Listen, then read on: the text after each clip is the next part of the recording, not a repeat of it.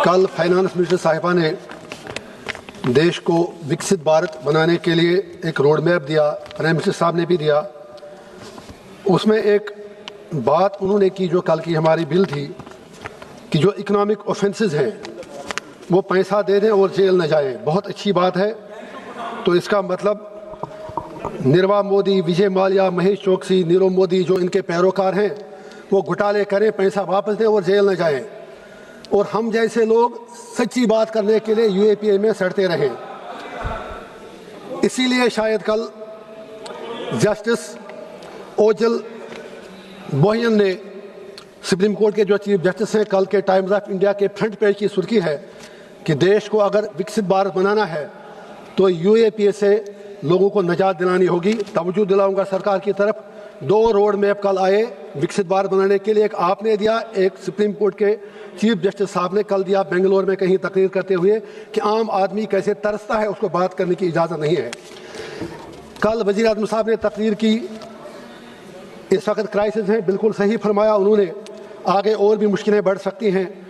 हम इसीलिए कहते हैं कि आप ईरान के साथ खड़े रहिए, उसके साथ जुल्म हो रहा है। आज सही कहा जगदम्बिका पाल साहब ने, हमारे जहाज़ वहाँ से आ रहे हैं एनर्जी लेकर। अरे चंद लीटर गैस आप 2 जहाज़ों में लेके आए, वो दिन कहाँ गए जब हम 4 बाहर प्रोजेक्ट की बात कर रहे थे।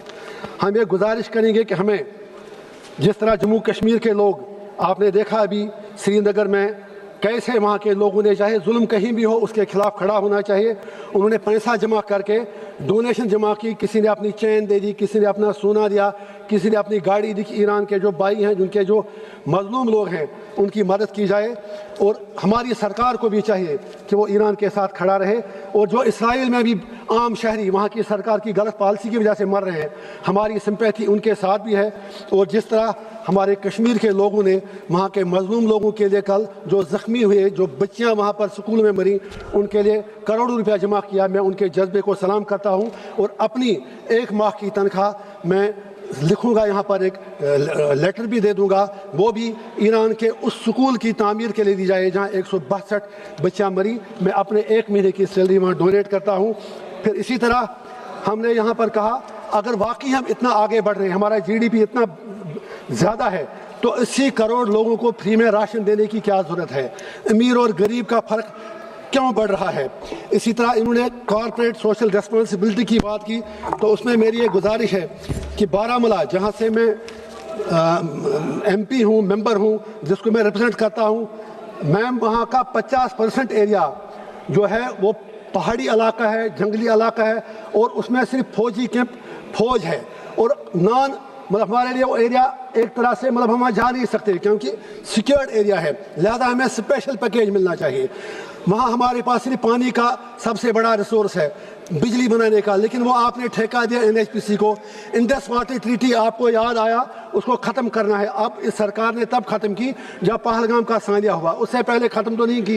लेकिन जो जम्मू कश्मीर को इंडस वाटर ट्रीटी की वजह से लॉस हुआ, उस लॉस को कंपनसेट करने के लिए हम गुजारिश करेंगे कि स्पेशल पैकेज दिया जाए। CSR की मैंने बात की, airport authority, NHPC, Airtel, JK bank, Bharat petroleum. हमारी कॉन्स्टिट्यूंसी में हमने कॉर्पोरेट सोशल रिस्पॉन्सिबिलिटी का नाम भी लोगों को मालूम नहीं है।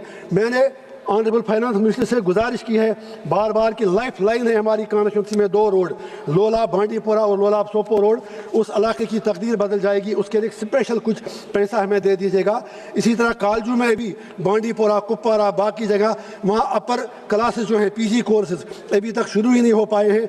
और लास्ट बात मैं ये कहना चाहूँगा कि जब हम ये कहते हैं कि काला धन सिर्फ ये नहीं कि जो बाहर लोगों ने खाया। मेरी एक गुजारिश है, मेरा एक असेसमेंट है ये कि अगर हम 100 करोड़ रुपया किसी प्रोजेक्ट के लिए रखें, ईमानदारी से खर्च करें तो 50 करोड़ से ज़्यादा नहीं लगेगा। 50 से 52% रिश्वत में जाता है, नीचे से लेकर ऊपर तक लोगों की जेबों में जाता है। अगर वाकई आप चाहते हैं कि इस मुल्क में एक रेवोल्यूशन आए तो आपको करप्शन से लड़ना होगा, मिस गवर्नेंस से लड़ना होगा। आप बस 1 मिनट लूँगा, शिवा तीर्थ अच्छा नाम रखना है, लेकिन उसके लिए ज़रूरी है कि करप्शन पर कंट्रोल किया जाए। मेरी एक सजेशन है, मोदी जी कहते हैं कि हम बिल्कुल एक रेवोल्यूशन ला रहे हैं, मोदी है तो मुमकिन है, करके दिखाएं। एक कमीशन बनाएं आप, जो पिछले 30 साल से MLA से लेके प्राइम मिनिस्टर तक, सरपंच से लेके MLA तक SHO سے لے کے تھانے کے انچارج سے لے کے DGP تک, تحصیلدار سے لے کے کمشنر سیکرٹری تک, میڈیا کے ہاؤسز, ان کی پراپرٹیاں دیکھی جائیں. آج کے 30 سال پہلے کس کے پاس کتنا تھا, یا جو انجینئرز تھے, بیوروکریٹس تھے, اور 30 سال بعد ان کے پاس جو سینکڑوں کروڑ کی پراپرٹیاں, بے نامی کی پراپرٹیاں آئی, وہ پراپرٹیاں کہاں سے آئیں؟ اگر آپ وہ پیسہ ان مگرمچھوں سے, ان سفید ہاتھیوں سے, جس میں ہر طبقے کے لوگ ہیں, پالیٹیشین ہیں, میڈیا کے لوگ ہیں, بیوروکریٹ ہیں, جنہوں نے یہاں کے غریب عوام کا خون چوسا ہے, اس کو نکالنے کے لیے ہر اسٹیٹ میں ایک کمیشن بنایا جائے, نیشنل کمیشن بنایا جائے, جو ایک کالا دھن, رشوت سے جو بنایا گیا پیسہ, جنہوں نے لوگوں کا ٹیکس لوٹ لیا ہے, اس کو واپس وہ لے لیں. تب جا کے شاید ہم سچ مچ کہہ سکتے ہیں کہ جو 80 کروڑ لوگوں کو راشن دینا ہے وہ ان کی بچوں کی پڑھائی کے لیے خرچ ہوگا. اور لاسٹ بات میری یہی گزارش ہوگی جو بار بار ہم کہتے ہیں, آپ ابھی ریزرویشن بل بھی لا رہے ہیں, اچھی بات ہے, لیکن اس سے پہلے جموں کشمیر کا اسٹیٹ ہوڈ واپس دے دیجئے, نہیں تو وہاں فائدہ کیا, وہاں آپ پیسہ خرچ نہیں کر پاتے, وہاں LG صاحب اور الیکٹڈ سرکار کے درمیان روز جھگڑے ہوتے ہیں. میری اینڈ پر ایک گزارش ہے, بس لاسٹ صرف 10 سیکنڈ. ابھی کل سے ایک نیا فتنہ کھڑا کیا ہے کہ آپ وہاں پر سر سید احمد خان, علامہ اقبال, جناح صاحب کا نام ہسٹری سے نکال دیجئے. جموں میں کہیں کچھ لوگ ABVP یا کسی اور نام سے ایجیٹیشن کر رہے ہیں, یہ کہاں کا انصاف ہے؟ آپ اتہاس کو کیسے مٹا سکتے ہیں؟